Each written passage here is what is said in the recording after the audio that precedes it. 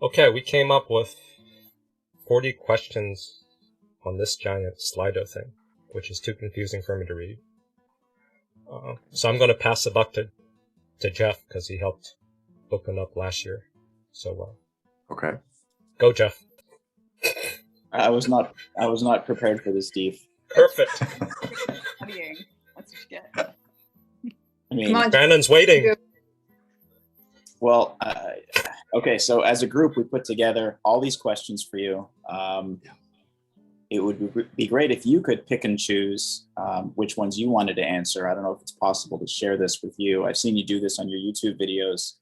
You can ask me anything. It's totally Just ask fine. your question, Jeff. Yeah.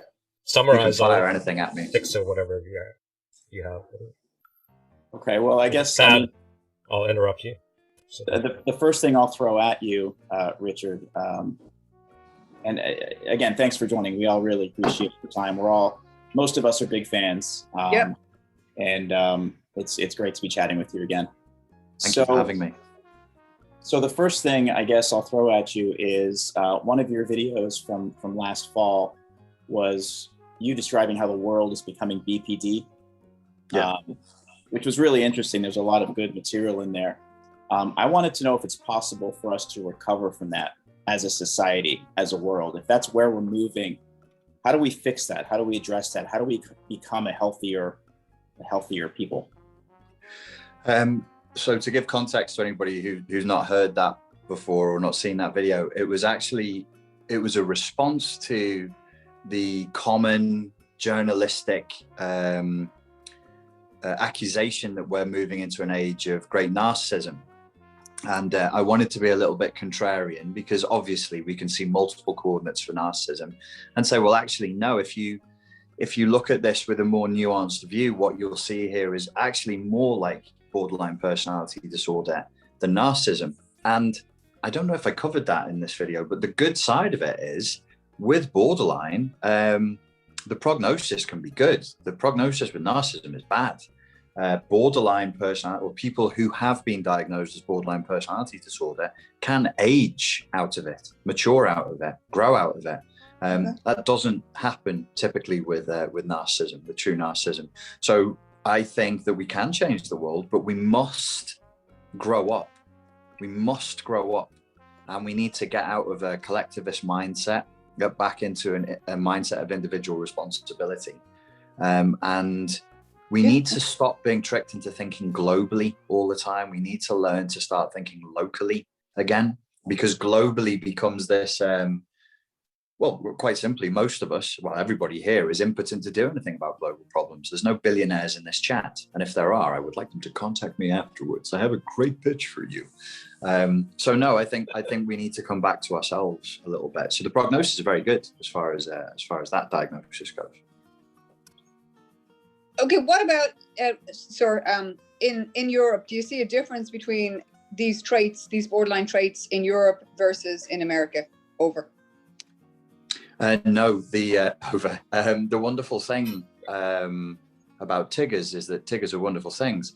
The interesting thing about cluster B personality disorders is it's completely ubiquitous. It manifests in the same way everywhere. To a strange degree, to an unusual degree, especially when I'm hearing reports of, narcissistic personality disorder, and what the narcissist has said in a relationship. And it really makes you, it's one of these weird things that sort of transcends racial, economic boundaries, education boundaries. Your ex-wife could be from Ghana. Your ex-boyfriend could be from a suburb of Tokyo, and they could be educated, like she could be a doctor, he could be whatever, and they say the same stuff, like the same words in a different language, but the syntax is the same, because narcissistic abuse really only seems to play out one way. So no, I don't think there's a difference between how BPD plays out in America versus Europe. I get what you're alluding to, though, in terms of cultural problems. We are importing your problems. So there are problems that America has that we in Europe, especially in English-speaking Europe, in the UK, we pretend we have them for some strange reason. We mimic American culture. We go, yes, we too have this same problem that you have. So And, America is exporting our mental illness. Yes, it is. I mean, and America's that's great. not. We're good at scapegoating and dumping all our Wow. mental stuff onto other countries. Well, the thing is with America, what I will say for America, I mean, we started out joking about business, but everything I know about business, I learned from America. Yeah. So there are certain things, my sister's American. I have multiple family members who are American. And I've been to America a lot. And unlike most Europeans, I've traveled through America, through cities and suburbs. And I always say to people, listen, whatever you think you know about America, you don't. America is a mystery unto itself. It is many, many worlds in one. Not even many countries in one. It's many worlds in one that has to present as a facade of unity. But it really can't be. The scale of America, every time I go, shocks me. Scale of culture, scale of geography, scale of humanity. It's a huge place. But one thing America has done very well since its inception is storytelling. It's a great storytelling nation, and marketing is storytelling. Our mainstream media is completely modeled from yours. Our celebrity class and how the Hollywood factory that developed in the 1920s and 30s, it's mimicked everywhere in the world. Everywhere in the world does it exactly like you do it. There isn't a place where you go, oh no, in India it's different like this. It isn't. It's intrinsically American. So many things are intrinsically American now. So as far as BPD, as far as the world becoming BPD, you said that people age out of it, but on a macro level, is there anything we can do as a society to sort of push things in the right direction? Like, would it be more mental health education when kids are younger, or everybody to take DPT? DPT. That's the cure for BPD, behavior. right? That's one therapy. Well, I actually, as far as that goes, you know, to combine the lady's suggestion and Jeff's suggestion there, I actually think we could do that. I mean, the fundamentals of DBT, as I recall, are mindfulness and critical thinking and radical acceptance. These are not all of DBT, but they're some of the cornerstones.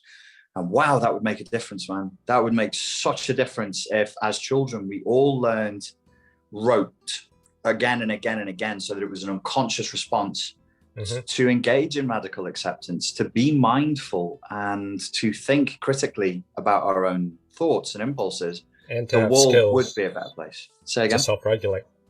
To have basic Absolutely. self-regulation skills, wise Yes. mind, emotional mind, Yes. rational mind, helicopter thinking. All these are very basic self-regulation adult skills that they don't teach in school, right? Personal And- responsibility, you know, personal responsibility is a big one too, That too. you know, not everyone else's fault. And this is an observation, not a judgment. But again, in America, No, generally, everything's because of America. America's a cancer of the world. I can No. say that as a no, minority. no, but it's Jeff, you have to keep it going. What's your next question? No, Jeff, jump in. I want Sorry. to go back to that explanation. One of the things that you said, you know, when Jeff asked about kind of setting up what's happening in the world, is that we need to go back to ourselves, back to individual responsibility. But aren't most societies actually collectivist? Meaning that the individualism that we, especially as Americans, that we pride ourselves in is the thing that's not normal. That's how I understand that issue. So I just wanted to understand what you meant by that. Well, there you go. You could say the flip side of Richard Grannon's diagnosis of what is wrong is rooted in Americanism, but Richard Grannon's solution is also a kind of American idealism. And yes, your individualism is not normal. And yes, European countries are far more socialist leaning and collectivist leaning by nature, everything is de facto that way. And what we absolutely could do. So, but this is normal, isn't it? I mean, if you look at it from a mystical, spiritual perspective, you say, where's the poison? It's there. Where does the cure grow? Right next to it, right there. You know, if we were in the wilderness, we go, there's the poison berry. Where's the cure? It's over there. It's 2 steps away. So America presents us with a cure, which is, if we look at it, say, like from a tarot card perspective, if a tarot card is nobly aspected, it is good. And if it's negatively aspected, it is bad. America is a powerful thing. The entity itself, it's capable of great might also, in a vague, I hate utopianists. I hate utopianism, but I do mean that in a slightly utopian way. I think that there are things that can be recovered here that we could say, okay, where did we go wrong? How can we fix this?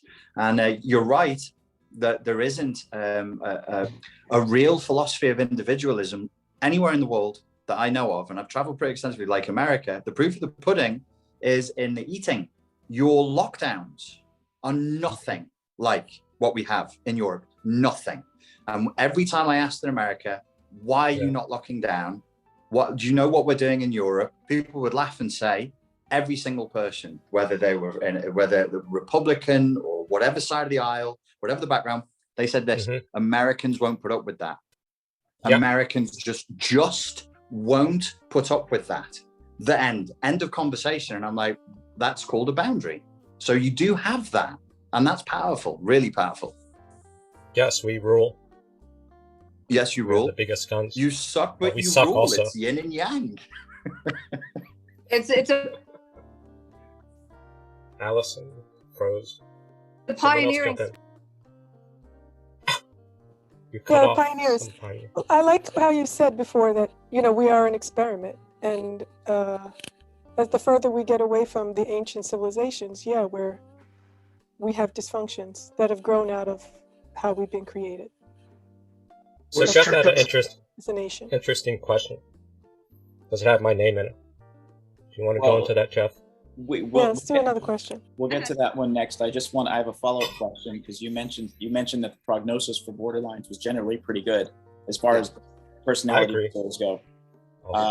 But I wanted to get your take on the others, like narcissism is very difficult to treat. And there's also codependency, which you've talked about at length. Impossible. That's also no one's healed. To treat. Impossible whole. Just accept it. Possible. And drink alcohol. No impossible. Don't be If you were to rank each of those on, treatability or ability to heal from, which would be the most easily treated and the most difficult treated? In the cluster B spectrum? Sure. That's a wonderful nerd question. Sometimes when I get insomnia, I play this game and I draw in my mind, I draw pictures. So I reckon it's borderline, histrionic, fragile narcissism, grandiose narcissism, and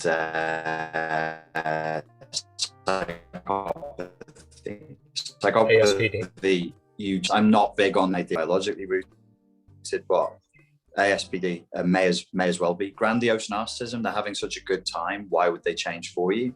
Once you switch from grandiose to vulnerable narcissism, you can have a conversation because they're suffering. Histrionic personality disorder, which is in the cluster B spectrum, I suspect isn't a real diagnosis. So it's a bit naughty of me to put it in there. But you asked from the cluster B which would be treatable, and I would say that's treatable because I don't think it's a real personality disorder like the disorders around it. I think it's a kind of emotional dysregulation.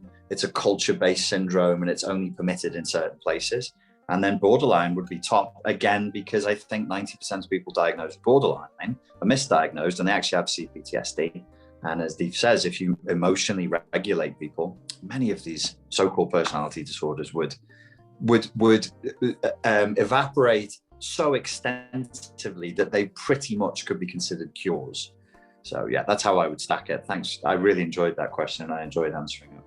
So codependency is technically not cluster B, but how treatable is that compared to the others? Where would you rank it? I'd rank it right above ASPD. Yeah, right above psychopathy. Yes, it can only be treated with cocaine and alcohol. And I want everyone to just clip this and just repeat that over and over again in YouTube. Codependency is subclinical. So we can't, unfortunately, it's a bit of an apples to oranges comparison. I believe it's a thing that exists. I personally believe it's a thing that exists as surely as narcissistic personality disorder does, but we must remember it's not clinical. It's a way of talking about a subset of problems that not everybody agrees on. Like, we don't all agree. Strictly speaking, it's from Alcoholics Anonymous, and a codependent would be somebody who enables an alcoholic partner. It transmits well enough to narcissism because we, the codependent partner, enable their addiction to narcissistic supply. And I think that's where it kind of went hand in glove. I see people with fractured boundaries, people pleaser syndrome, an overextended tendency to fawn and to please others. I call those codependents. I think the majority of the population is in that state right now. That's an effect of brainwashing, propaganda, heavy reliance on very predatory consumer capitalist culture. And it's eminently fixable. Because these are learned responses and you can unlearn them. And whenever I put that bait in the water for, take responsibility, set boundaries, develop your own moral philosophy, become an individual who decides how they want to live their life, people swarm to it and they gobble it up, which means that there's a real hunger for it. So I'm very hopeful on that point. Okay, I have a follow-up question to all of that then. Okay, so the idea that things are treatable, fully support, obviously, but the rhetoric of treatment is embedded in individuality, mindfulness, focus on self, how to reprogram self and look out for self and be aware of self and to self, and then to not enable and to boundary, right? Isn't it kind of interesting that the things that we're supposed to get good at and mindful of are very similar in trait to the people whom we look at and say, you can't see past your own nose. You aren't seeing me. I'm here too, i.e. you're, unable to emotionally employ things in a correct way. You're a narcissist, whatever. Do you see this circle? I do.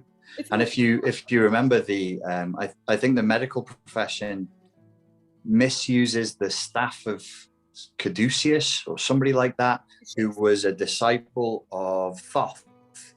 And the original one they're supposed to use is two snakes. And the idea there was that you would get bitten and healed by the same snake. So it's like this poison comes from, the antidote is next to the poison. So what's the antidote to codependency? Narcissism. What? It can't be narcissism. That's ultimate evil. No. Original narcissism as defined by Sigmund Freud was always and only healthy narcissism.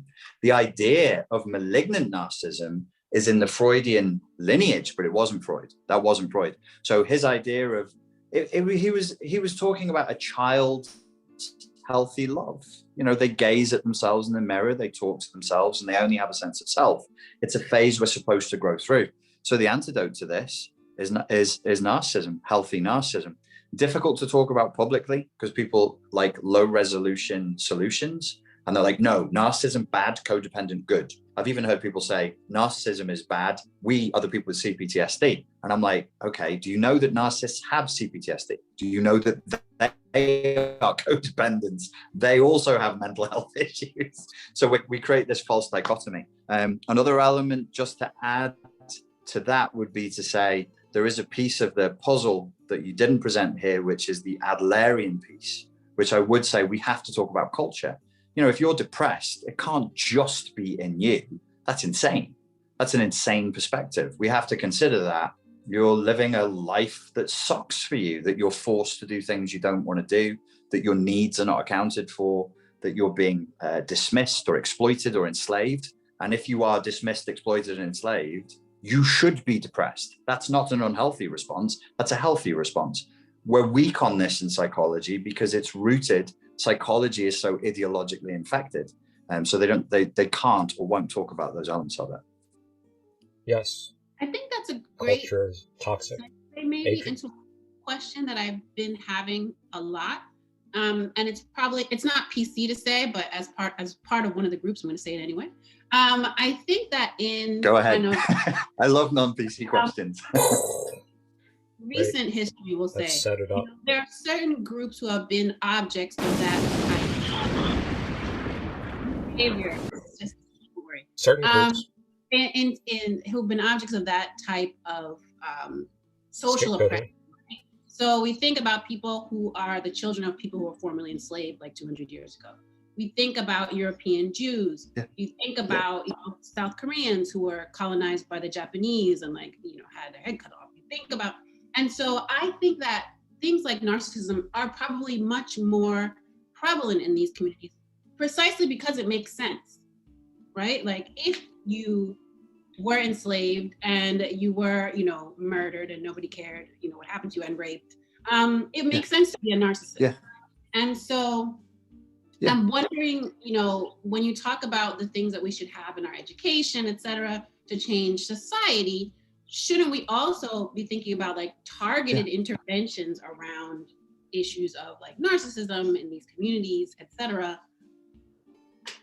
Tell me. Are you crazy? You want to go there? Really? You want to pull on that? No, I agree. It's recorded. This is going to be public. Because it's recorded and it's public. Well, I'm very glad that you raised the issue. So now we can all watch me get myself cancelled. Are you all ready? You were there when Richard Grannon got cancelled. Allow me to white-splain as a cisgendered, middle-aged, private school educated Englishman.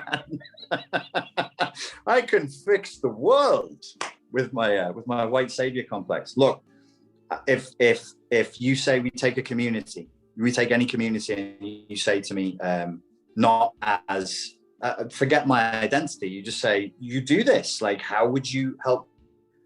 In the same way that you would help a person, I would say we have to eat the whole thing. We have to eat the whole story, the trauma. We have to eat the whole thing, the truth and all of the truth in all of its ugliness. And we have to go and tell the truth about the whole thing. That's number one, because that's just the nature of trauma recovery. We must engage fully with the story. We must engage fully with the truth. And in doing so, if it was an individual, I would be rigorous and I would follow in the footsteps of Adler. And I would say, are you prepared to let go of the advantages of this victimhood story in order to transcend to a new story where you can have true freedom and true sovereignty? And you have a right to say no to me.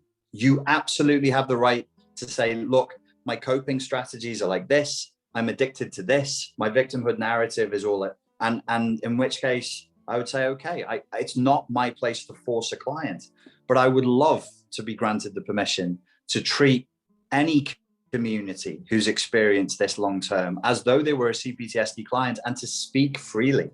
But I am not. In the age that we live in now, we would only be able to do that through private channels.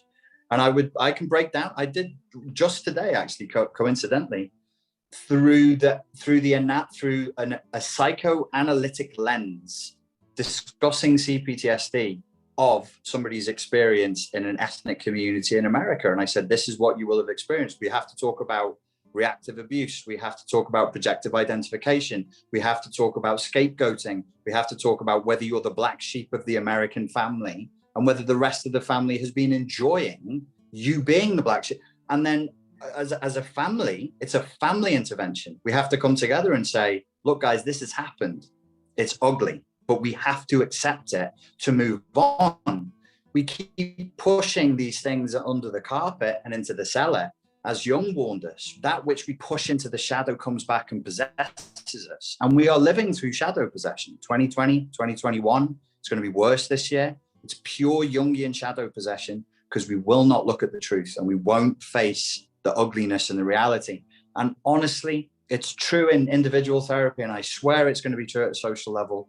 The far easier thing would be to just bite the bullet and to just go through it and to unravel this thing and go, okay, this is what really actually happened. Let's tell the truth about everything and then grieve. There will then be a grieving period.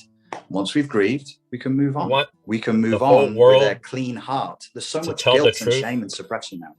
You want to kill secrets? Yes. Just systematic. That kills people. You just systematically dismantled Judaism. That was great.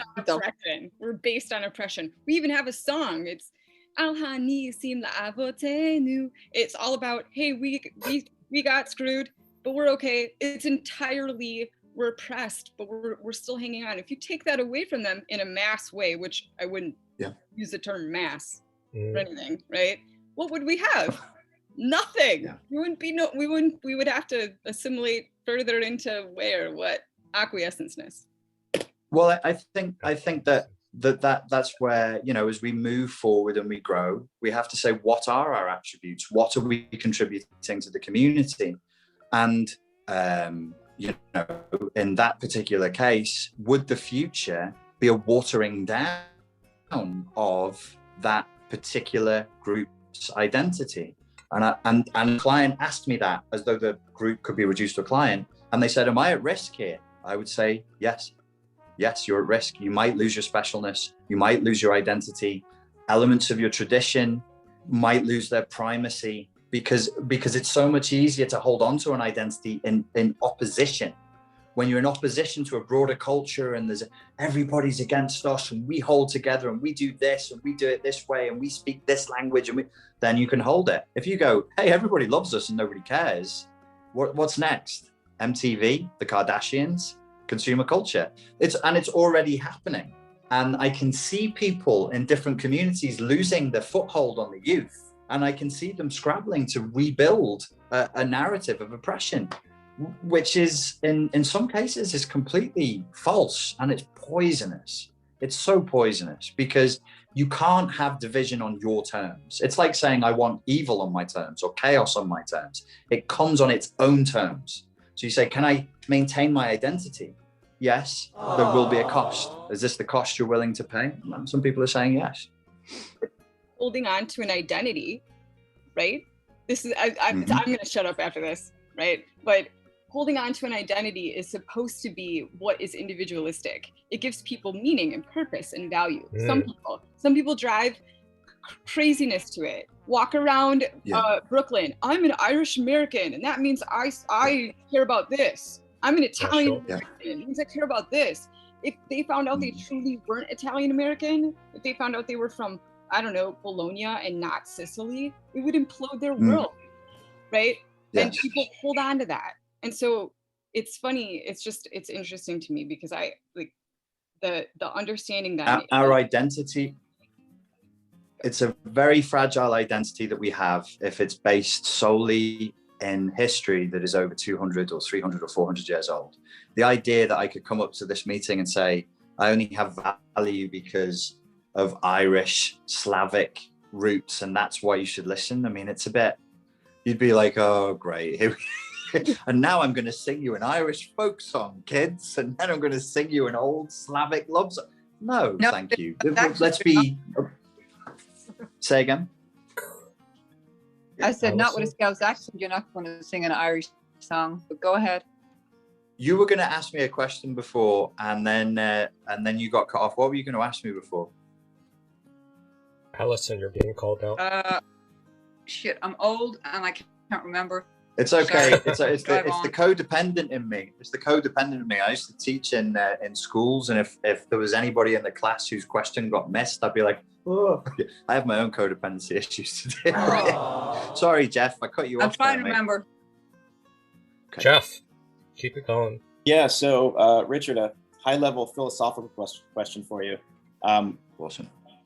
Most therapists and a lot of online gurus will teach people how to identify narcissism so that they can cut and run away from it, avoid it. That seems to be what a lot of the advice is out there in terms of dealing with narcissists. In this group, and Deef, you can correct me if I'm wrong, but Deef has been trying to encourage that we challenge narcissists, identify them, recognize them, but then challenge them, confront them, expose them, and engage them at a safe distance, because he believes the right that distance. It will don't be stupid. Right.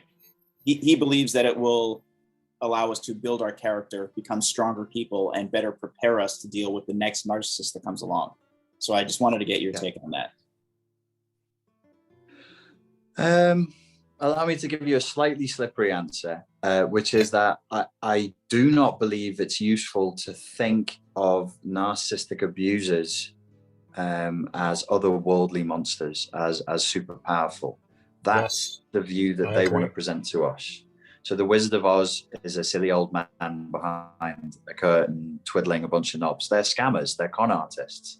So you to sort of say never confront a narcissist because the consequence to your life is going to be world ending.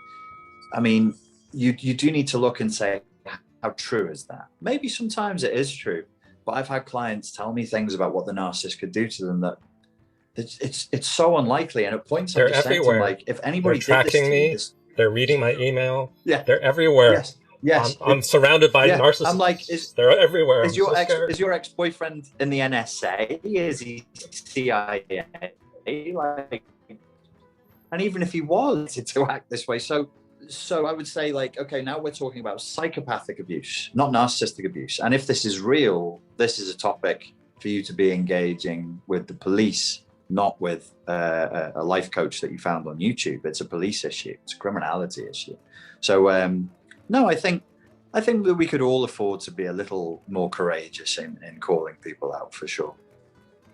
Let me just say something, Jeff, quick. Deef, just real quick for me, and I'm not making this about me. It was the epiphany was a couple of weeks ago, Deef, when you said, don't take it personally. The narcissist is going to behave like the narcissist is going to behave. And to me, Jeff, it's not about engaging with them. It's really the introspection that says what draws you to them. What in you are you fixing so you are not hurt by them again, that you've allowed yourself to be fixed. Not go out and seek them out and engage with them so, you know, you've got Teflon around you because you're aware now. It's more, what was it that resonated with their dark side that drew you to them in the first place? Over. Thanks for that, Allison. Over. Roger. So, Richard, another question for me. This is a personal question, a personal interest of mine. I'm really, really into the psychology of this, and I've been going hardcore into the YouTube videos. And I know that you've sort of cautioned against getting too wrapped up in all that stuff, and I totally get it. But one of the things that I find really interesting is where BPD and NPD come from and how they evolve over time. My personal situation is I'm dealing with someone who has elements of both. And I've had an ongoing discussion with Deef and some other members in this group about whether they are two distinct disorders or whether they're enmeshed with each other, whether they can coexist, whether they always coexist, or maybe if one evolves into the other. I read one interesting theory where this medical student was suggesting that BPD often evolves into NPD once the person abandons the need for emotional fulfillment. And I just wanted to get your take on that.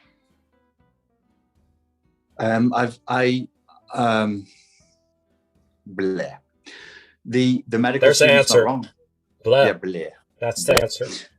The flip side of that coin, as I understand it from listening to Sam Vaknin, is that borderline. So the medical student said a BPD, when they lose the need for emotional fulfillment, could become a narcissist. Maybe. And Sam Vaknin has said, and I think it's somebody else who originally said it, maybe Otto Kernberg, that the BPD tried to be a narcissist and they failed. They actually couldn't get there. So I'll give you my opinion on this. I don't know with much certainty that BPD in and of itself is a legitimate diagnosis as distinct from narcissism. So that sounds like the debate that you've had is the kind of debate I have when I got insomnia.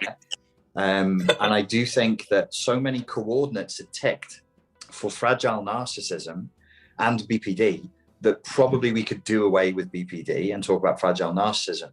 And the way that I reckoned it was I created an axis, two axes, and along this horizontal axis, I put entitlement and exploitation, and down here I put emotional dysregulation.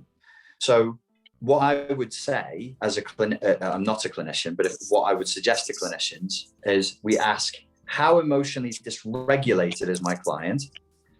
How entitled and exploitative are they? If they're very entitled and exploitative and highly emotionally dysregulated, this is fragile narcissism. if they are highly emotionally dysregulated, but not entitled and exploitative, let's treat them as though they have CPTSD. And that's why I say 90% of BPD is a misdiagnosis. You have people told they have BPD when they manifest symptoms like interpersonal relationship turbulence, extreme feelings of numbness, anger management issues, suicidal ideation, so on and so forth, which are 9 attributes that are equally weighted, let's not forget. It's really dumb. It's really crude. I mean, in 100 years' time, they will laugh at the way we do this. Yeah. So it's equally weighted 9 traits. I mean, is that how a person is? Like, you put 9 apples into the barrel and the barrel falls over and you go, oh, you got BPD. It's really silly. Go on. Share my simplification of framing the 2 instead of diving into the 9 criteria. Yeah. Yeah. So I think a narcissist constantly rewrites.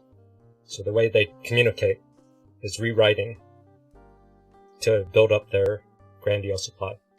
Usually, I'm victim, whatever. The borderline, I've discovered recently, they constantly overwrite.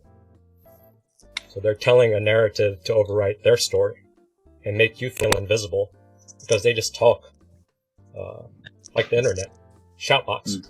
And then your tool was also a good pointer. Ostentatious displays of vulnerability. This is a good pointer displays of vulnerability. As a clue. Ostentatious displays and it matches ostentatious displays of Vaknin, who said that borderlines use aggressive decency in their way of communicating. So they'll aggressively be decent, overwriting your story, their story, constantly, like a tape recorder. How do you like this framing? I think that's really, really interesting. And I think that where myself and others are looking at the traits are too slow. You have to watch tons of behavior to see the symptoms. If you can simplify it just to communication patterns of how they reverse communication. Just like you mentioned how they're reaction seeking. So they're trying to get a reaction. So if you can feel how they're trying to get your reaction based on rewriting or overwriting and excessive use of ODV, this one. Ostentatious displays. I think one of the things I'd say one of the things that I really like about this frame is that it focuses particularly on the communication style. And I intuit that when we are discussing borderline personality disorder, it is most clearly recognizable through the communication style, to the extent that I've claimed for about 6 years that I can tell by the email, I can tell by the YouTube comment. There are certain There's a certain structure. There's a certain fuzziness. Yes. There's a certain twisted logic. So this is where you helped our group with this pointer. This person, Michelle, she came to the group and she hated this pointer. There is no sincere communication. I played this like there is no 6 times. Sincere communication with the insincere. To summarize your communication 3 tips. Because people fall for sincere communication when there's hints the other person is insincere. Once they're insincere, you jump and kill them. Or no, you don't kill them. This is recorded. You jump and you start poking holes in their logic. You start not believing what they're saying. Because once you assume they're sincere, once you assume they're playing fair, you lose. 100%, 100%, which is right at every moment when I'm ready to say, there's no such thing as BPD. Let's just call it fragile narcissism. What you just said pulls me back. And it's that sincerity versus insincerity dynamic. And the moment that you fall for their ploy, genuine. That's why we love you, because you're genuine. You're coming here for free, and giving your love, and you're paying attention to people who didn't, or ask questions and forgot it. You're genuine. Vaknin's genuine. There's certain people on the internet you can feel that are genuine. People that are insincere, they're assholes. Sam Vaknin is genuinely nasty. That's why we love him. He's genuine. He genuinely hates everybody, but we love the authenticity. We do, because we can learn from him. Exactly. And he's I not hiding anything. I got a quick question for you. On Instagram. Allison. Real quick, sir.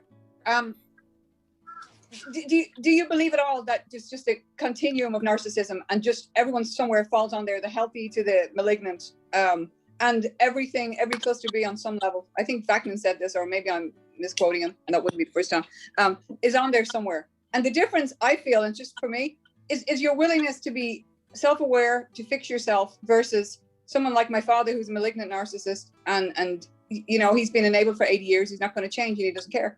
I mean, you know, you have to want to change, and learn about yourself and be better in order to, you know, be a better person and not be, you know, a terrible narcissist or, you know, a borderline personality or whatever.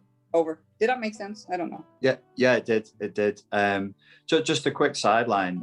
If you can, I would recommend trying to get Sam on here, because I think he would enjoy the format. And as well as getting a lot of information, what most people don't realize about Sam is he's funny. He's funny guy. Really, genuinely very funny guy. If he's in the mood and he's flowing, he's fucking hilarious.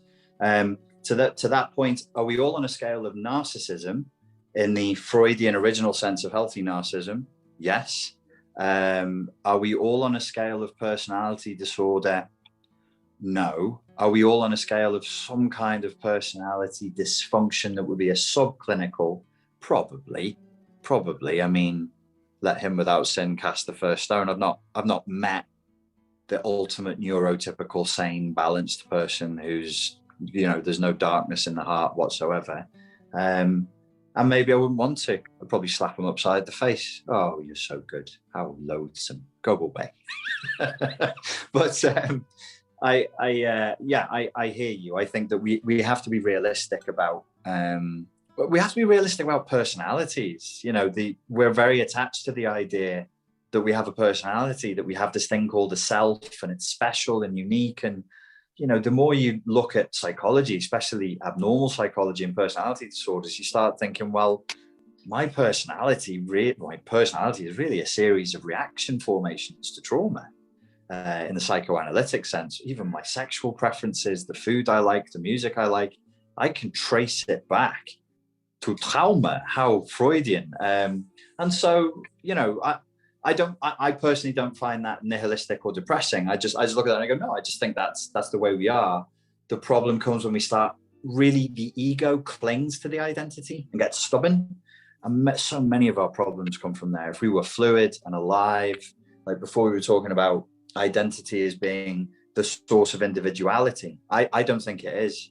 I think that your identity should be totally fluid. And I know that sounds like a cop-out, but if your identity, if in the process of you being who you need to be, you're completely different this week than you were last week, I don't have a problem with that. Some people might say, well, that means you're insincere or not being true to yourself. And I'm like, but I am a different person this week than I was last week. I'm changing all the time.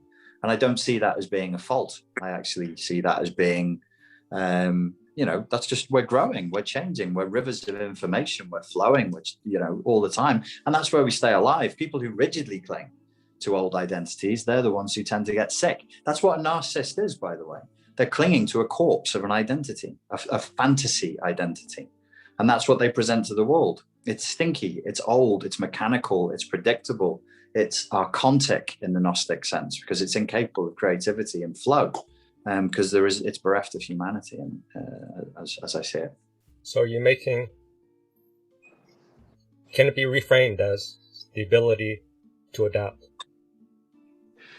Someone who's rigid clings to their ideology, identity, personality, whatever the hell they're clinging to. That means they're slow to adapt. Just like America. Oh. America's going to be great at the next COVID or the next 9/11. The next new thing. America sucks at preparing for something new. I think that there needs to be something to be said if we're going to overcome the phase that we're in, where we do need to be more fluid and less egotistical in terms of identity. Old models because that doesn't project to the future.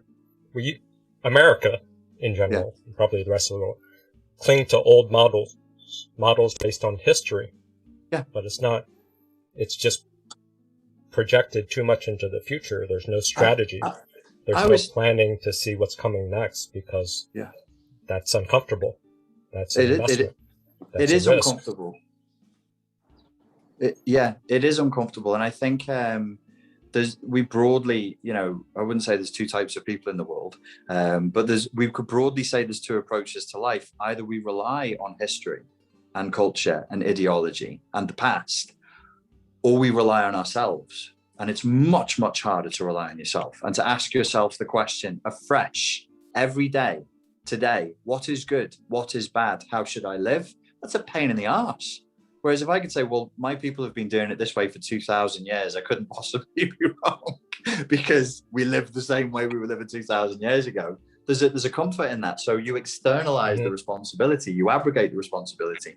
And whether we do that with culture, religion, TV, consumerism, it's all the same thing. So I think last week you mentioned the term floating agency. Are you willing to explore that more? Oh, you like that one? Yes. That's where I was discussing on the podcast Tentacle Question with my friend Pierre XO, who he's in his late 20s, and he's struggling with being a YouTube influencer. He's a true YouTube influencer, and he said the phrase, "I'm not allowed to talk about this," and I kind of jumped on it, maybe clumsily, because it's the first time I'd sort of come across it, and no, it's not actually. A couple of years ago, I was talking to a lot of young women about body dysmorphia, and that was a similar floating agency, like, we are expected to do this. And I was like, by who? Tell me who. Tell me where. We'll name them. Show me the face of the person. Society. And it was unknown collective. Yes. An unknown collective. And so I think I haven't expanded on this, but it's worth all of us taking. So let me throw some things to see if it falls okay. Yeah, there's this floating agency where it's not you that's making the decision. It's being made for you, but by an undefined other that's watching you. Social peer pressure or group pressure. But I'd expand it and say that floating agency is a sign of lazy thinking. So people want to have a scapegoat or feel like a victim. So if you can't blame one person, you can blame the group. If you don't want to make sense of a complicated systemic issue, you can simplify it to one person, just like your YouTube example. The person was saying, you work for YouTube, you must be responsible for whatever she was arguing. That's a lazy way of thinking. Yes, she was saying there's a lack of female representation on YouTube, and that because I work for YouTube, it was something that I was doing, and I'm happy to have more women. It's totally stupid logic. It doesn't affect me. People are lazy. They don't want to see a complicated cause and effect, multi-layered answer. Could I make a point that's not a counterpoint to yours, but it's adjacent to yours, and it's slightly more charitable? I'm slightly more paranoid. My more charitable counterpoint would be to say, rather than people are lazy, it's that they're actually brainwashed. And this is my paranoia, is I think that there's a deliberate effort to take people's agency away from them, because then I if I'm in charge of a nation of 330 million people, I want to tell them what to buy and how to vote. I want them to back me when I go to war. I want them to shut up and go to bed at 9 p.m. if I tell them to. And it becomes about control. And ongoing intergenerationally, if we keep hammering through those boundaries, I think what everybody is infected with, and it really worries me, is a sense that somebody's watching me. So now we're the policemen. There's no Stasi listening to us. Not really. There kind of is some algorithms that are tuned in. Alexa, they're watching us. Email. Yes, kind of. Our buying habits, our money. Yeah, but there isn't a room full of men who are tuned into 20 people who live in your street, and you're one of them, and it's a kind of we've moved into a paranoid state, and I think that's a great way of controlling people, is to keep them paranoid, so they feel like if they, like I was joking before, as a white man, middle-aged white, I can't talk about X. Haha, it's a joke. But also it's not. Like if I wanted to cancel my YouTube quickly, I would get on and do some fantastic white-splaining for everybody about the intergenerational trauma that's affected ethnic minorities in America. So let's take my that. YouTube account closes. Let's take that and try to get pragmatic. Okay. So I'll agree with you that people are more paranoid for whatever reasons, whatever. So if there's an excess amount of paranoia in our bodies, what are some tips to help regulate, ground, find a sense of order when there's paranoia in the air and everywhere? Everything that you don't want to do, you must do. So you got to turn off your phone. Richard. Say again.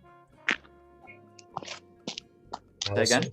Real quick, is it also just paranoia, or is it this idea that, I'm not saying everybody has, that they're special, that everyone wants to know what you're eating for dinner every 5 seconds, and it's all this, hyper focus on self and putting yourself out there on the media. You know what I mean? I mean, you're not special. I'm not special. I'm a 50-year-old freaking hag. Nobody cares what I think. Nobody wants to know what I'm eating for dinner. Nobody cares. So this idea also, I mean, to add to the narcissism, I care. It's okay, paranoia, Brenda but cares. also narcissism. In perpetuity, care what you eat. I think that example that you gave, Richard, also shows that there is a real sanction, right? So for whatever I'm being paranoid about, the sanction There about is my some reality. is real, right? So I feel kind of like we're being half gaslit, because if there's a real sanction, then I'm not completely paranoid. No, There is yes, a you're right. social sanctioning. You're right. Well, somebody commented before that not everybody in America is being treated the same, and for some the problems are interpersonal and social, and that is 100% true. I'd love to talk about that, but how? what space could I be in where that wouldn't be met with howls of derision? Where because I want to say and I would get it from every side, by the way.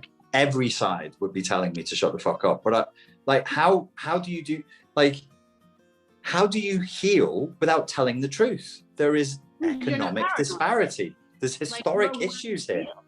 Yeah. So I will do it only with you. But Howard Stern. I bet you could go on Howard Stern. You'd be okay. He can't get canceled anymore. He can't get canceled anymore. Well, when you want to talk about the issue, it's such a needed issue. Brenda fell more in love with you. Say again? I just fell more in love with Brenda. It's a side love fest. There's a lot of love. Sorry, I missed the question there. Sorry. So I was going to ask this, 5 minutes ago, when talking about the different attributes that i.e. equal a certain narcissistic personality disorder or whatever. I swear, and I'm not joking, I bet I have it in my 30-day challenge slide somewhere that I didn't complete. That has something that you came up with that was called the trifecta or the quadruplet or some sort of thing where in the quadrant of cluster B, issues, you can kind of Z out, and there's 3 or 4 of them that are entangled, usually in someone who's exhibiting narcissistic traits. So that was your whole point, was that it's never just narcissism. That's been narcissist and that's it. Usually it's narcissism with a side of sociopathy and something else. And then you said that based on the communication or the environment, the stimulation, whatever that is, they'll kind of careen in between those 4 or 3. Am I crazy? Was that not? That was you. Yeah, no, that I think that's the mainstream clinical understanding is the comorbidity. Whenever I talk about borderline personality disorder on YouTube, people who identify as borderlines and that's the t-shirt they wear, I jump up and down and go, "How dare you compare us with narcissists?" And I'm like, well, I didn't write the DSM. I'm not a psychiatrist. That's the definition. And if you go and look on Google Scholar, which anybody can do for free, and just look at narcissism, comorbidity with borderline, it's hugely diagnosed as comorbid. So don't be mad at me. What I'm saying to most borderlines is it's probably a faulty diagnosis. Be mad at Richard. Let's all be mad at Richard. Yes. Let's give exposure therapy. It's okay to have hatred. Somebody was about to ask a question before and they got cut off, and it's raising my anxiety levels. Can we pull them back in? Who was the questioner? There was a lady just before, and she was halfway through a question, and then I don't know what happened. Was it Ali? Was anybody? Who? No. Okay, I tried. Who's abandoning Richard? Don't trigger Richard's Okay, abandonment. Allie, this is terror. Allie. I'm speaking up. I have Ali. such strong abandonment issues. I feel abandoned for you. Oh, What's the question? well, okay, so this is the question. Actually, I think it was more a comment. It was kind of on the tail end of what Adria had mentioned, and I said that's a conversation I'd love to be a part of. Identifying as an African American woman, and Yeah.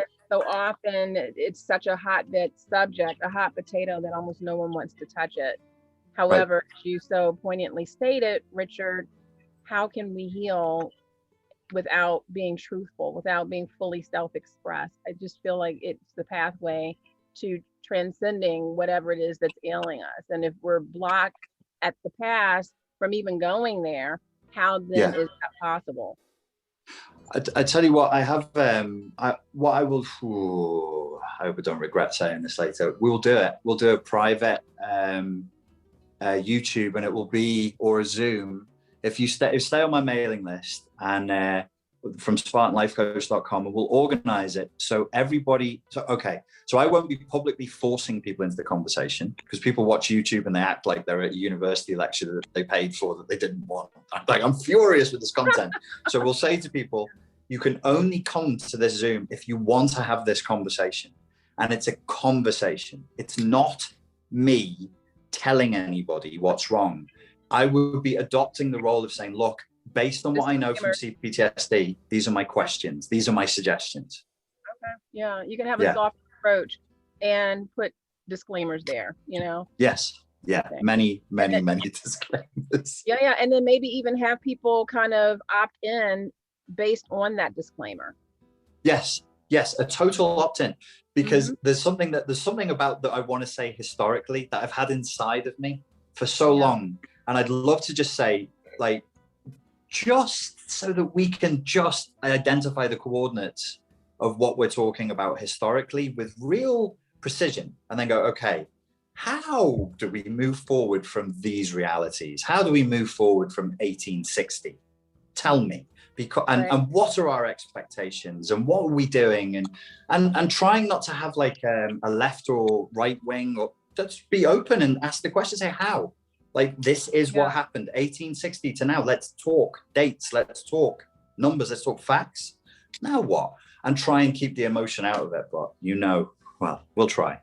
There's so many special interest groups and such a very intentional mechanism in place to suppress that free-flowing dialogue that actually aims to, on the other side of the arc, have this open resolution that benefits those other than the ones that have previously benefited from this, system of racism, white supremacy. So it's so interesting. I don't know. Yeah, we can try. I think the word I keep hearing. Oh, sorry. Trina, I chalked enough. No, I was just gonna say, I think a word I keep hearing a lot, and even not in today, as it relates to this topic of race and things, is the truth. And I think most of us if you've been with a narcissist, that's part of it too. The truth, it's rearranged, rewritten, whose version of the truth. I know there are times for myself, I could have sworn it happened like this. I was speaking to him, he said this, and I'm scratching my head like, well, I am getting older, maybe, right? And so even as we talk about issues related to our culture, African Americans here in the country, that is the part. I just saw something pop up on like my news thing where it's like a parent meeting or something. And it was a school that wanted to change the name, and the people who didn't want to agree with that, one guy like arms folded was like, well, Jesus had slaves, and Jesus said having slaves is okay. And I can tell you what verses in the Bible where Jesus was okay with slaves. And that was his truth. I don't think he was being flippant. He was ready to like reel off the Bible verses. So that's my only problem is I think part of the problem to get to a solution, and I don't know either, is how do we get people to like acknowledge we are accepting this as the truth collectively, whether it's in a relationship, in our society, right? So this is an opening, an invitation to get to challenge sparring time. Richard, are you open for an escalation? Yes, absolutely. Yeah, challenge and spar away. To the last lady's point, I would say we could start with the Socratic Method, where even if we spent like an hour trying to agree on what the generally accepted, even that could be useful. And just be like, wow, okay, I thought it was like this. No, the reality is actually, and even that conversation would be good. Deef, hit me with it. I'm ready. Okay. To simplify your philosophical questioning, I can pull from spiritual autolysis. Try to get your ego death with this simple pointers. Sit down, shut up, ask yourself what's true. Until you know. That's it.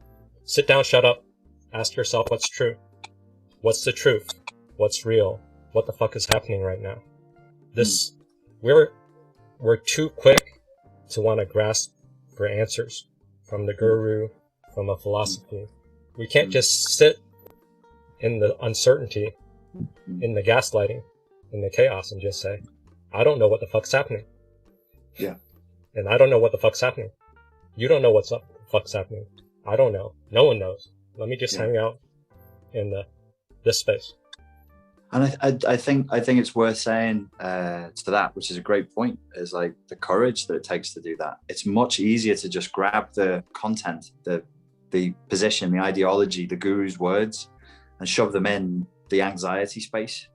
Well, that's because it's dealing with anxiety and paranoia. Can there be a greater drive from your heart to try to seek what the fuck is true? Who am I? What the fuck is happening? Yeah. Okay, now this is a personal thing, because we might be running out of time. This model, if you can steal it, use it. I don't care. But I like it. I will never credit you. Never. My group hates it. Steal it. For some reason. I argue that people get stuck in single loop learning. That's action and results. They basically come to meetings here, and they have pity parties because they're not getting the results they want. So they want you and me to give them rules, give them information overload. That's why codependence, and that triggers Brenda's issues. So me being a codependent, I will pause the crying baby. So they get stuck, focused on actions and results. And that's why they're guilt sensitive. That's why they're doubt sensitive. But they don't think about, are they doing the right problem? This is the second loop of learning. I stole this from coaching. Beautiful. So then you have to scale out, maybe meta. You have to think about what's your map of the world. That's what you're promoting, right? And then I'd argue you have to work on your identity, what you're arguing for with journaling, your sense of self. Yeah. You have to transform and change your perceptions down there. Yeah. To deal with your dissociation. So this is a triple loop learning model from coaching. How's it fall? Too complicated? I like it. The single loop is actions, results. The double loop is thinking leading to actions and results. If we're stuck in single loop, then we're riddled with guilt and doubt and shame because we're not getting the results fast enough from the actions we're taking. And so your solution is a triple loop learning where we transform the map of reality so that we find out what it is we're actually trying to solve first before plunging into solving it. That helps. And you break out of your fawn identity. You expand your sense of self to include your inner child, your true self. So you have to expand your identity or get reborn. You mentioned that in the philosophy video. Rebirth. People don't want to be reborn. They're stuck to their old identity. the old identity has to die. Yeah, the double loop is updating the map, and the triple loop is getting a moral philosophy. Moral philosophy, okay, spiritual gotcha. self. Gotcha. Isn't it interesting how social media usage encourages a doubling down on what you have there in the top left, which is identity, but it's the identity as is, and it doesn't really reward shifting the identity. It rewards shouting your identity louder and louder, and so it compels you into the single loop again. Yeah, I like it.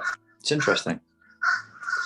That's from coaching, different model, but people need to learn how to think about thinking. That's the updating the map. That's philosophy. Then people need to get to spirituality. Who the fuck am I? Why do I care? Yeah. Why am I hooked? You need to update your sense of self. That's hard. That you're summoning the self. And could you frame summoning the self as you say it's shadow work, but isn't it just shame work? You're dealing with toxic shame, trying to get your inner child back to reality instead of covered up by toxic shame. Yeah, toxic shame, dealing with toxic shame is shadow work for sure. And it is shame work and guilt work, and everything that we've repressed would be covered by the term shadow work for sure.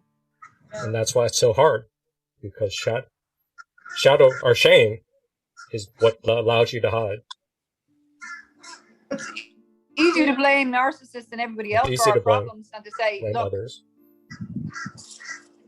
Right, and Deep and Richard, I put forth that, the degree to which one is experiencing cognitive distortions or false narratives make it very difficult to even engage this beautiful process unless there is someone powerfully holding space and creating this container to even examine these elements.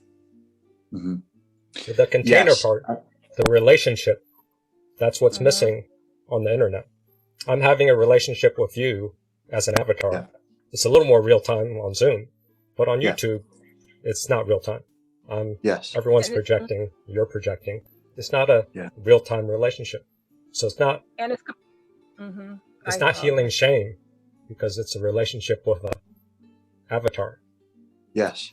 Well, and to Ali's point, and to your point about, having somebody there to hold the space, a further thing that makes this more difficult is if we are fundamentally allergic to our own emotions and allergic to our own selves. And that's a point that I stole from Pia Melody and her work on codependency. She said that codependents can ultimately become allergic to themselves and their own desires and their own wants and their own drives. And to use other language, like Pete Walker language, it would mean if you had a drive or a desire or a want, it would trigger a series of intense emotional flashbacks. What a horrendous situation to be in. You simply want a thing and that just overwhelms you with guilt and shame. But probably everybody who's here has lived that for years. I know I have, which is kind of the essence of the motor, of the engine of codependency. So yeah, having somebody there to help you to get to the place where you can do one simple thing, simple but hard, which is to be able to sit with your own icky emotions and not shit yourself and not run from the fight. And that takes a lot of courage, and it takes a sense of humor. I call bullshit. Go ahead. Since it's sparring time, it's just an idea. Gun shield is in. So CPTSD, trauma, this is the current thing in the past 10 years. So assuming that everyone's traumatized and everything's from childhood trauma. Mm-hmm. But one pointer you shared that I like is that trauma is no one gives a fuck. Realize that nobody gives a fuck. I don't know how to. So one, you're disturbing me, and two, you're making me feel incompetent. But this is a mislabel. It's not trauma here. This is shame. I don't know how to. Right here. So one, you're disturbing me, and two, you're making me feel incompetent. Fuck you. So trauma is involved. You share your trauma to a therapist. You share your trauma to a group. But the problem is that they say, fuck you. Fuck you is shame. I don't want to hold space for your crappy trauma story. So the Oh, reason yeah, why well- people are obsessed over trauma is because there's no place to be witnessed to Yeah. deal with the shame. The reason Yeah. why trauma is sticky is Yeah. because of our society sucks. Our society shames trauma. Our society scapegoats individuals. And so it's a shame issue, a shadow work issue, yes. Yeah. But it's just having people that say, I don't care about your trauma, share it.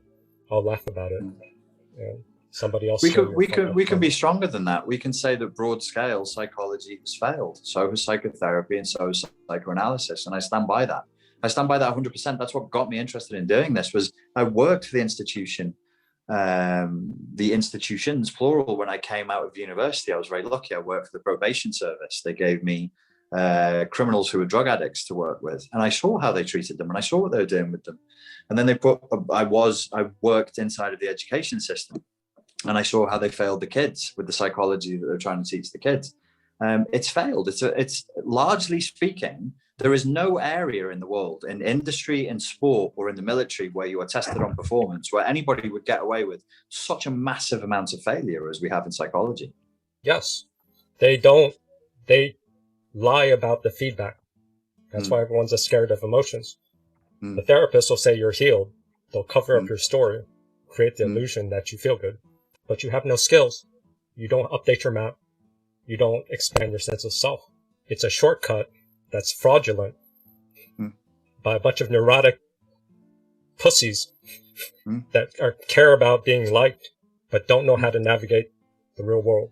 Those 100%. are mentors. I have a folder full of hundreds of emails from people just telling me that they were kicked out of therapy before they were ready because the counselor couldn't deal with them anymore. I myself, the last time that I sought professional therapy, was kicked out before I was ready.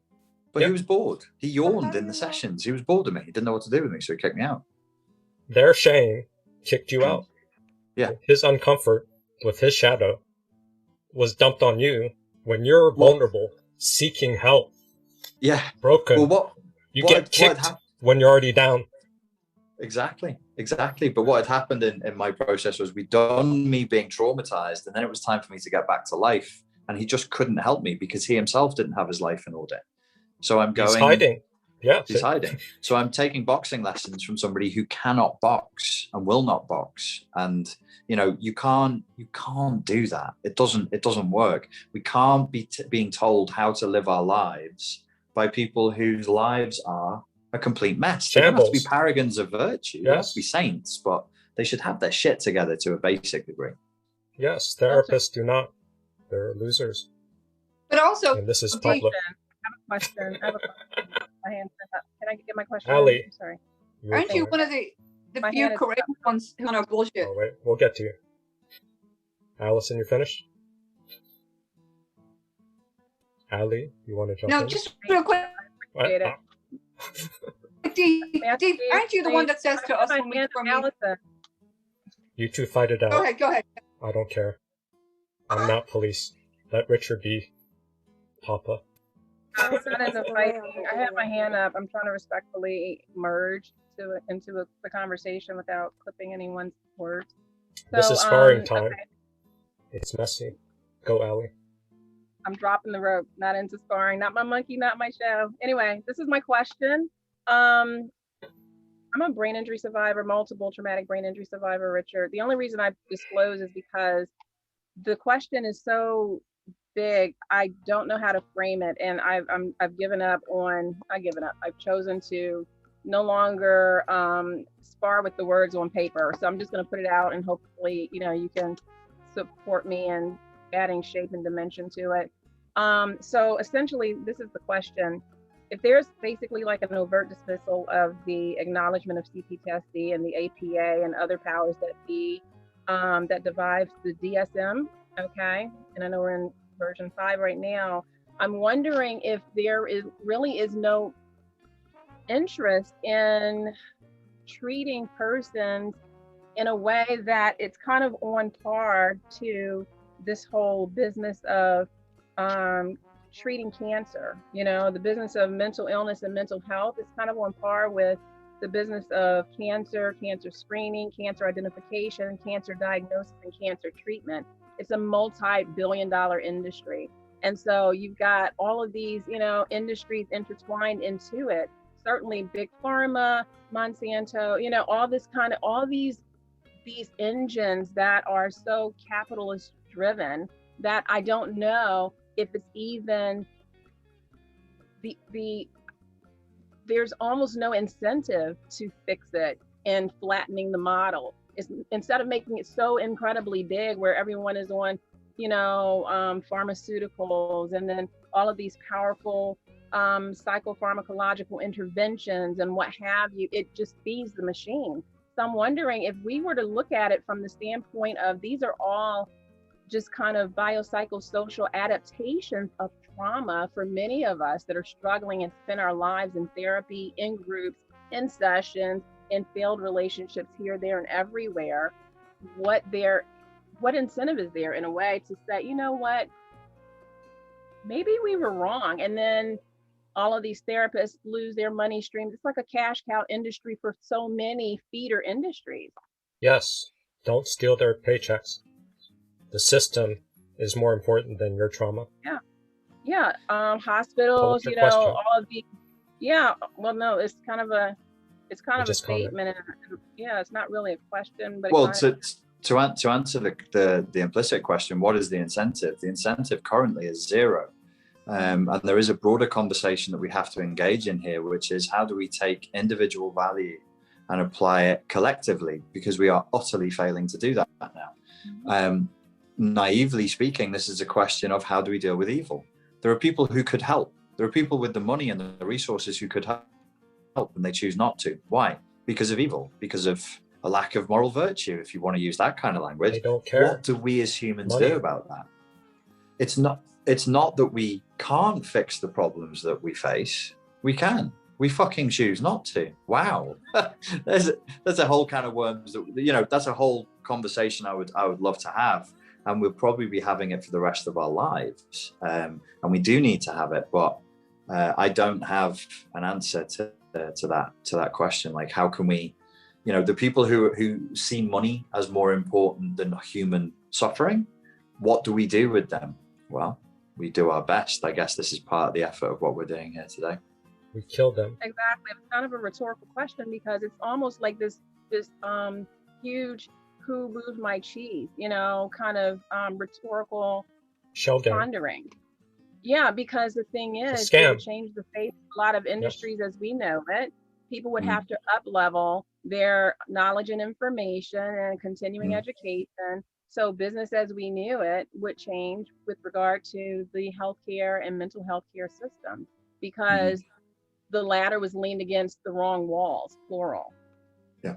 We've been scaling the ladder only to get to the top, looking at the vista, realizing this isn't what I thought we were looking at or wanted to look at. The American dream is a nightmare, pure fiction. But let's try to continue with more sparring because I'm getting bored. The metaphor of ladders against walls is a pretty good metaphor for modern life, I would say. Like the education system works like that, psychology works like that, employment works like that.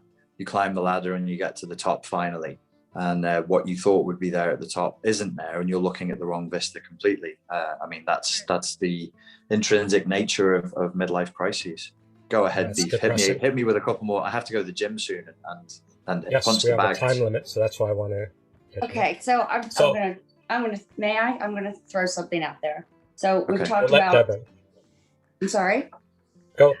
We've talked a lot about truth and identity. Recently, our government has released tapes of flying objects that for years and hundred thousands of accounts they have denied.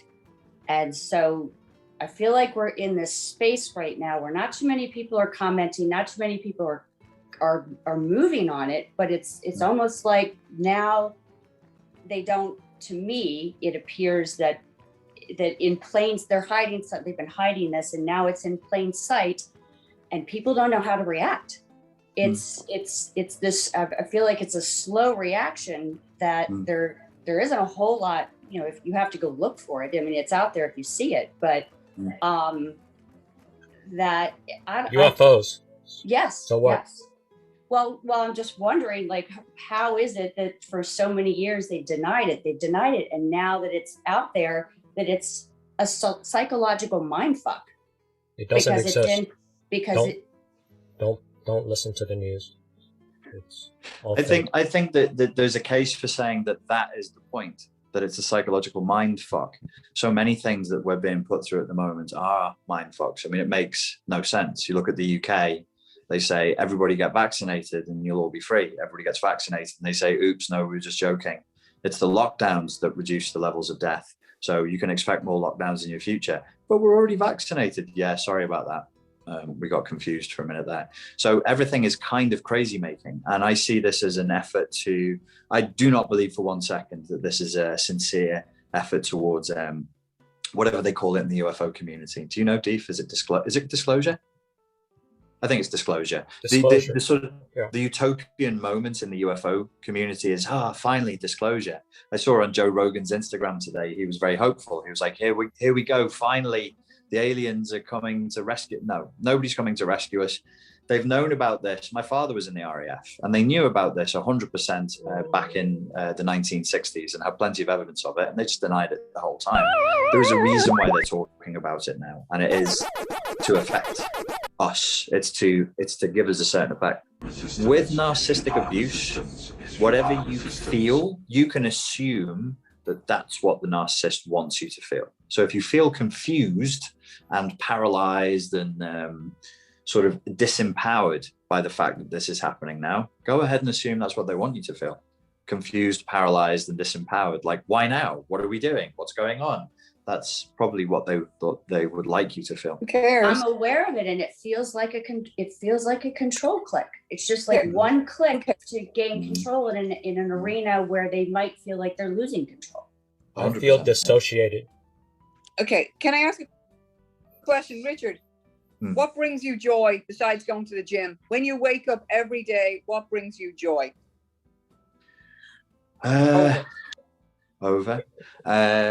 This morning I felt some joy. There was sun outside. I drank a coffee in the sun. I could hear birds singing, and that made me very happy.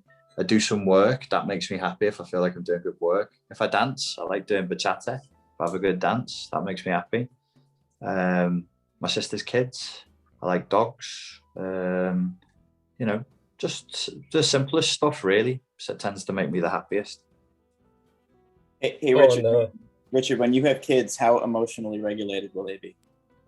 Oh, they will be, in my totalitarian state, we will have only complete emotional regulation. They'll be happy with their little uniforms on. Singing the Soviet anthem every morning as I stomp around and tell them this is not a democracy. Eat your breakfast. Richard, good luck with that. Yeah, thanks. I tried it with my nephews. It didn't go far. Sorry. I have a burning question I'd like to ask, but Deep, you mentioned that you had one. I'm happy to let me go first. Yeah. I have a burning question. Now we have some excitement, so everyone wants to jump in. You have to be late, Richard. And it's hard to manage. But Richard, your recent 3-step, I think the second step was setting boundaries, right? Emotional regulation, setting boundaries, change, grow, learn, change your story. Setting boundaries.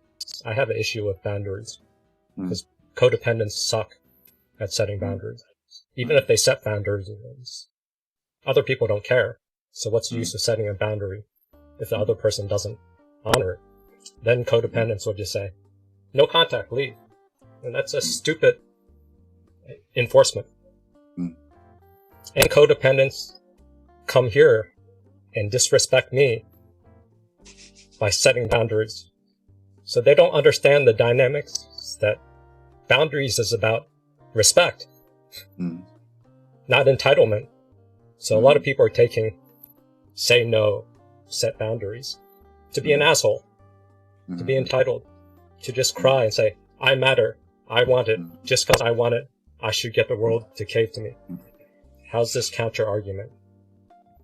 I think that's why I'm so careful to say that the first person you need to learn to say no to is yourself. And the kind of boundary setting that I'm very interested in people engaging in is impulse control, distinguishing between their own thoughts and their feelings, distinguishing between their feelings and other people's feelings, and to sort of get a sense of an inner governance that's a little more ordered and a little more in control, and to not just go with the flow of any impulse that comes up in the moment, because it's deranging for them and it's deranging for the people around them. And the kind of screaming hysteria that we're peaking towards in the orchestra that we're living through is rooted in that. It's a total lack of interpersonal boundaries. Character, respect, honor. We're not honoring our humanity or the other person's humanity. And that's the hard self for if someone listens to your healing the superego, or there's a tendency for them to judge or dehumanize their inner critic. If you have a relationship with your inner critic, that's dehumanizing, that's derailing, that's too aggressive. You're going to treat other people's criticism the same way, disrespectful. Well, yeah, to a technical point, that would actually be if that's the relationship with the inner critic, that then manifests as the outer critic, where you start to become very critical and aggressive and bullying with other people, and then you tell yourself, "Oh, I'm just being assertive." But you know, there's intent counts for a lot, and we should have the intention to be kind and to be compassionate without being walkovers. You know, in the I always like the Buddhist. The Zen school of Buddhism, where compassion could mean clouting somebody upside the head. It doesn't necessarily mean just acquiescing to somebody else's whims and cuddling them. You know, you've got to do what's best for you and what's best for other people. You can hit them, or you do nothing. You don't have to say no. You just stay there. Why do you need to cry and say, "You see me, respect my needs"? Just ignore the person. Why do people make boundary setting so hard? Well, your inability to ignore a person would be a lack of internal boundaries. We'll feel it. Like if somebody cries in front of you, you feel the impulse. There's anxiety. Like I was jokingly saying before, if people don't get their questions answered, I get anxious, which is a lack of boundary. That would be a lack of internal boundaries on my part. Richard, have you thought about doing an app? Yeah, I asked about getting an app done, and some very nice people said, "Oh, we love what you do. We're really keen for your project. We'll give you a special half-price discount. We will start at $50,000 to develop the app, and then charge you $20,000 a month." And I said, no, thank you. Find a 12-year-old. Wow, expensive. Ali, jump in. I'll do it for free. You can get a 12-year-old do it for free. Ali, 2 minutes. Thank you so much. Okay, cool. Thanks. All right. So, Richard, let me just, before I get into my question, let you know how much I appreciate you and deeply value your contribution to this amazing field of psychopathy. It's tremendous. And I so appreciate your journey and the contribution you're making to us today when you didn't have to. And we get to partake and kind of, sit at your feet today. So thank you for being here. This is my question. Like I said, I'm a multiple traumatic brain injury survivor who's struggling with a lot of information processing disorders, cognitive, metacognitive stuff, hidden disabilities. You can't look at me and tell, don't walk like, talk like, look like. And I'm sure you've met many of them with your background in the fields that you've worked, especially with persons who've been incarcerated or whatever. I can't remember the population. Because a lot of them also are undiagnosed brain injury survivors and persons with undiagnosed and unmanaged mental illnesses. So anyway, this is my question. If living with a disability and one perceives the need to have a few narcissistic family members basically support them for financial survival and financial support, what is the best and most energetically psychosocial healthy way to engage with the intention to set low contact yet ongoing engagement? My question wasn't edited. I'm not even sure. I was trying to hurry up. The point that I'm making is I'm intending to go low contact. However, ongoing engagement feels necessary to gain greater independence. Sorry, did you say you've got people financially dependent on you that you were looking to go no contact with? She is. Family. My dad is deceased now, and I got guilted heavily to come back home to help when he was transitioning. I got stuck. I have my own house and my own stuff. I can't get back to my house because it's like they're hurting me. You got the gist of it. Richard, go. With all of these things, and psychology does this, is it tends to make the question about psychological factors and psychological issues, discussion of boundaries and emotional dysregulation and so forth. Sometimes we just need to look at power and power dynamics, and money is power. So if we want to be sovereign individuals, we kind of need to have our money in order. You can't really be a sovereign individual in this world without having some agency, financially speaking. It just doesn't happen. So that would be my answer to that, would be to focus on trying to get back that financial independence so that you can just walk away from these situations. I remember when I was younger being stuck in similar situations like that in my early 20s when I wasn't sorted out financially myself, and you get roped into all kinds of crap because once you said yes to one thing, it's pretty hard to say no to the next thing. Especially if the family system is one where, and I finally figured it out, I don't think she wants me to leave because I'm the natural built-in scapegoat for all of the scapegoat. Life has become That's a how mess. You'll be a scapegoat and a buffer. And I'm always helping. I'm the hired hand. I'm almost like Olivia Pope with her life, and I'm managing everything and negotiating all of the contracts and that kind of thing. Every time I'm So talking use that leverage. So we're getting close to Richard's workout time.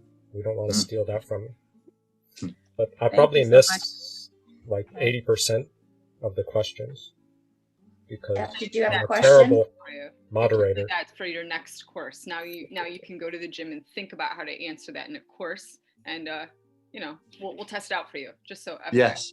Awesome. Does anybody awesome I had have one closing question? I was just curious because Dive in. So my question was, I've utilized groups to sort of find myself again. And I guess it's because I come from a large family. So groups have helped me to develop and define myself. How are you defining yourself? Are you utilizing groups, or are you just looking for one-on-one relationships to help you get back to yourself after your narcissistic abuse? Oh, wow. Whoa. I don't normally talk about my personal life too much, but to your question, that would be a question that would have been relevant to me probably in 2017, which is my master's isn't great, is that 4 years ago. So the last anything that would have been relevant personally to me in relation to overcoming a narcissistically abusive relationship is 4 years in my rear view mirror. I do have problems in my life, of course, but not that one. So I don't look to groups or people to help me overcome that.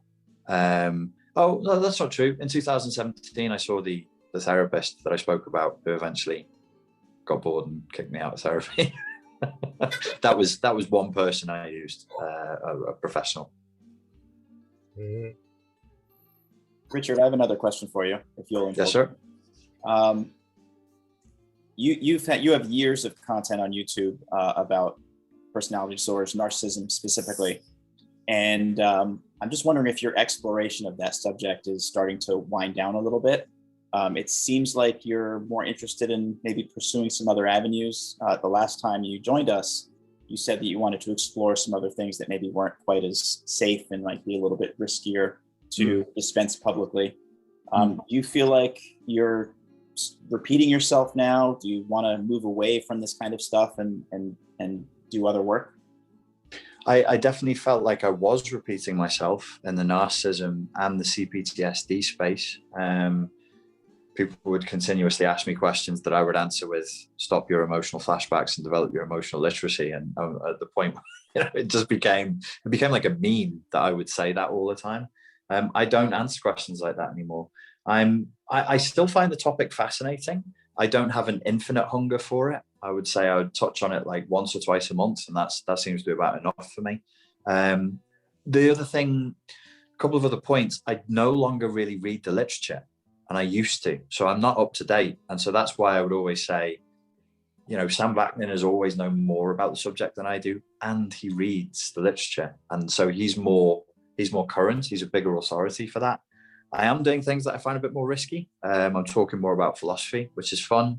I'm teaching people business tips, which I think we need right now for issues of economic sovereignty. And I am now touching more on politics, which has taken me a long time to pluck up the courage to get there.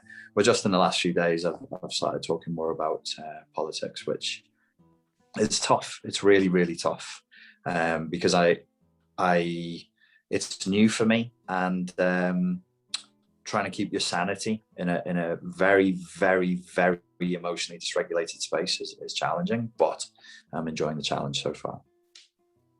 Yeah, I'm with you in that politics and race and class are all very, very interesting discussions that we need to have, but everybody's too scared to have. There's just... Well, we're at a point now where I think if we don't have this discussion, there won't be a world left of any use. And I'm really, really concerned that we're going to, you know, all of our progress in terms of creating imperfect, but liberal and democratic countries might come to an end. And my fear is that in the face of a sort of a rise of revolutionary style Marxist communism, I never believe it will take root. That's not my fear. I don't think it will take power, not for a moment. What I think could take power would be a hard right ethnocentric nationalism, certainly in America and across most of Europe. And I don't want that, because I am libertarian. I am liberal in the English sense, in the classic liberal sense. I'm for freedom. I loathe totalitarianism. I loathe big governments and big corporations, which now function like big government. I don't think adults should be told what to do. And that's what we're heading towards. It will swing right, not left in the end, on this current timeline that we're living. And I'd really like to stop that. But the way of stopping it is to stop the sort of lunacy of the more extreme radical left, so that the right wingers can't swoop in and go, aha, this is the solution we've needed the whole time. Because, you know, racism in the name of anti-racism is still racism, and it's deplorable. It's utterly deplorable, and it belongs in the dark ages. You know, it really, really does. Like we as a collective, as humanity, really failed when we didn't. I think Britain eradicated slavery in 1805, America finally in 1860. That was far too fucking late. And now we're going to pay the price. And I hope that we can alter the course of this and act in a way that is sane, so that we don't destroy everything. You're trying to leave us on a low note? Come on now. I'm saying, like, for real, there's some big problems out there. Big problems. Yes, we know. But we're American. We want to consume our way with sugar. Yeah, consume your way out. I think that the positive note I would say is we really need to sort our individual shit out with urgency now, because there's a real war a place, and we're needed at the front line of this, because it at the moment the space is held by extremists, by total lunatics from all sides. The saner people, the more reasonable people, of course, are quieter. And they're like, well, let's think about this. Let's talk about this. And we've really lost a lot of ground that we need to take back. Brenda. Colonialism didn't originate in America, though. So, you know, that's important to note. Say again? Running out of time. Colonialism didn't originate in America, though. That's important. Say that again, sorry. Colonialism did not originate in America. Oh no, good Lord. It was you could say Spartans first, then the Romans, and then the British most recently perfected it for everybody to do. A time suck to get. Brenda, do you have a question? Brenda. Yeah. I'm happy listening. I was waiting for him to bring up Putin, so I'm just waiting for that. You're waiting for Putin. Even I am not brave enough. Just don't call it the USSR. Stop. I won't. I don't want to keep you, because my question was a little bit bigger. But we don't want to keep Richard. So trying to kick him out. I'll ask the question. Valuing his time. Oy vey, come on, let me get it out, y'all. Okay, So I'll ask the question, but realize that it could be also a like a bigger, thing that you're still working on. But with regards to the older content that you're sick of, or you're not reading the content on, we constantly go back in this group to one pivotal part, which is, okay, curing, healing, mindfulness of codependency, whatever we're dealing with, goes back to dealing with that wounded inner child. You have to go to that child, and you have to mend it, or talk to that girl or boy or whatever you need to do, and then you're supposed to, i.e., bring back that child into your map and make that current. No one talks about how to do any of that. No one actually talks, and I don't mean like Davin Lu process. Not even me. She's shaming me. I don't mean that I think there's an oracle to tell us, right? There, it isn't, like I said, like if Davin Lu was still here, he'd be like, here's the 10 steps. I don't know that people know, and I'm just wondering, since you actually didn't get there, is it because it's the swinging pendulum, or is it really that people don't know how to do that? I do talk about it. I just don't talk about it overtly in those terms. I don't tend to focus on, I don't say inner child, but if you look on my YouTube channel, Fortress Mental Health, and you look at the methodologies for dealing with the superego, that is a way for the inner parent to speak to the inner child in a way that is kind and loving. And that's essential. And that's something we have to condition ourselves to do on a daily basis. And it really is a conditioning protocol. It has to be done again and again and again until it becomes unconscious, so that we stop speaking to ourselves badly in the way that our parents did, or that the culture around us did, and we speak to ourselves the way that we would consciously speak to a child, presumably not saying, get here now, you little MF effing bastard, blah, blah, blah. We wouldn't do that. I don't think anybody here would do that. So we shouldn't permit ourselves to speak to ourselves in that way either. So healing the superego, which is a course I was signed up for that I didn't finish. It's okay. It's fine. I'll get there. I forgive you, but can you forgive yourself? No, well, I can't. Emotional literacy. Yes. So we're good. Thank you. Awesome. You're satisfied? Richard, in closing, can I just ask this, because every time I get into my question, just as my Crystal didn't get to jump in. I apologize, Crystal. I just asked this as my tail in after Crystal, please. Richard, did you say there was a specific talk you gave on that? Yeah, it's on Fortress Mental Health on that YouTube channel. And if you look at, and then on that YouTube channel, look at these, the superego and inner critic work. And there's actually advice that Pete Walker gave me to give people. I've never spoken to him, but we've communicated via email, and it was really good advice. And I highly recommend trying that. But remember to see it as superego is like a nasty inner parent, and so we need to turn it into a good, kind, and loving inner parent that speaks to us, to the ego as a valued child, which of course we all are. Can it be Willy Wonka? You can have whoever you like, my dear. Johnny Depp or the other chap? Oh my God, never ever Johnny Depp. Johnny Depp, Okay. tour de force. Wilder, nah, but he's creepy in it. Gene Wilder, all the way. Gene That's why Wilder's he was not brilliant. creepy in it, but I hear you. I hear you. Doppelganger. Like they look legit exactly alike. So if people have further questions, Yeah, they so can Richard, sign up for Summoning the Self. And that form has no activity. So there's tons of space for you to put your question into Summoning the Self. Pass some money to Richard and put your questions there. We put the link. I want to end it on can I a just ask nicer this note. real quick? May I just ask No. this real quick? No. That I don't want to open up and more.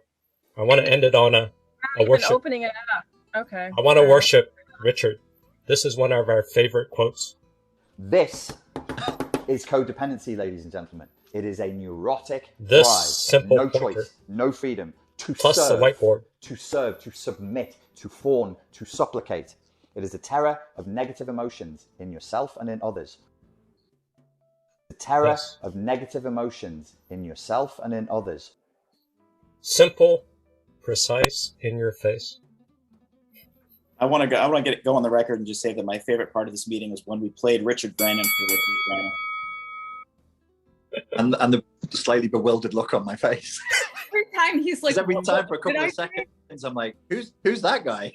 It's your avatar. Steve has a whole lot more to teach. So everyone, give Richard some props, claps. Give him some cookies. Thank you. Protein cookies only for me. Thank you Can you so put the much. link deep into the chat so we know where to go? Summoning the self. Yeah. I'll put that in the link. Richard, I thank you. must- Please come again. It's outstanding. Thank you. Yeah. Thank you very much, everybody. Service. I'm thinking Thank subscription you. service, Richard. We love you. Put it out there. That's It's a good idea. summoning the self. Yeah, subscription service, definitely. Yeah, Thank do you. Thanks for something all your else. work. Any other? What did you closing- say, Chetan? Oh, thanks for all your work. It's really Thank you, been sir. Thank you. I appreciate you it's saying really that. been very kind of challenging and much appreciated. Thank you, sir. Awakening. Guys, you've been great. I always enjoy talking to you. Deef, please invite me back again. Take care. Thank Thank you. you.